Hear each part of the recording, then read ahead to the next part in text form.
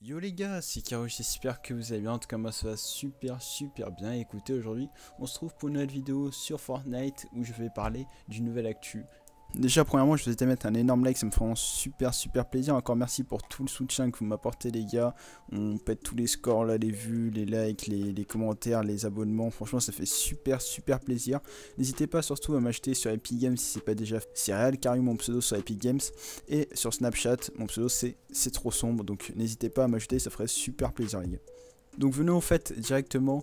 Il faut savoir que Epic Games a mis un tweet récemment. Sur ce tweet on peut voir que il y a en fait une date China qui est annoncée, enfin qui est montrée, une date, et du coup en fait c'est un passeport, hein, pour comprendre bien l'histoire, c'est un passeport avec une date. Et donc il y a tout le monde sur Twitter qui est en train de dire date de la météorite, date de la nouvelle map, enfin ils ont eu cette date, c'est annonce de tout. Donc comme je l'ai dit précédemment, il y a énormément de joueurs, de youtubeurs, etc., de gens sur Twitter, de partout, sur Reddit, qui pensent que c'est la date du crash de la météorite ou le début de, enfin la nouvelle map, l'arrivée de la nouvelle map, vu que c'est un passeport. Et du coup ils penseraient que la nouvelle map serait sur la Chine. Franchement c'est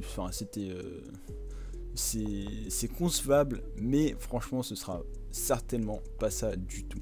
Je vais vous expliquer pourquoi. Alors pour moi en fait, ce qui est même quasiment sûr, hein, ça paraît vraiment logique, Passport Fortnite, vous pouvez voir justement dans la description du tweet, Fortnite ont mis, donc traduction, le bus de bataille est en train de partir et destination la Chine. Donc pour moi, déjà faut savoir que en Chine il n'y a qu'un seul Battle Royale qui est disponible, c'est PUBG, enfin c'est celui le plus joué en tout cas et c'est le plus gros, qui n'a pas en fait de concurrence là-bas.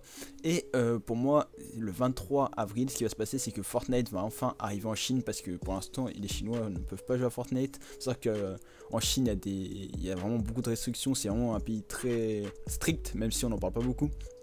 Et justement là-bas on peut pas trop avoir accès à de nombreux jeux vidéo, et justement Fortnite n'était pas encore déployé en Chine. Mais pour moi justement c'est comme ça qu'ils annoncent le début de Fortnite en Chine. Donc c'est une vidéo très courte, c'est juste pour remettre les choses en ordre, parce qu'il y a beaucoup de gens qui pensaient le contraire. Donc enfin après peut-être que c'est vrai, hein, mais ça m'étonnerait. Moi je vous dis ce que je pense comme d'hab, ma théorie. Juste ça, on voit des plans de maison derrière, donc c'est pour ça que les gens pensaient que c'est une nouvelle carte. Mais moi ça m'étonnerait, hein, franchement. Je sais pas à quoi correspondent ces plans de maison derrière là, mais pour moi ce sera pas du tout en rapport avec la nouvelle carte, ce sera pas la Chine, enfin en tout cas moi ça me décevrait un peu de la part d'Epic Games. Et puis le 23, pourquoi le 23, pourquoi en plein milieu de la saison, franchement ça aurait aucun sens.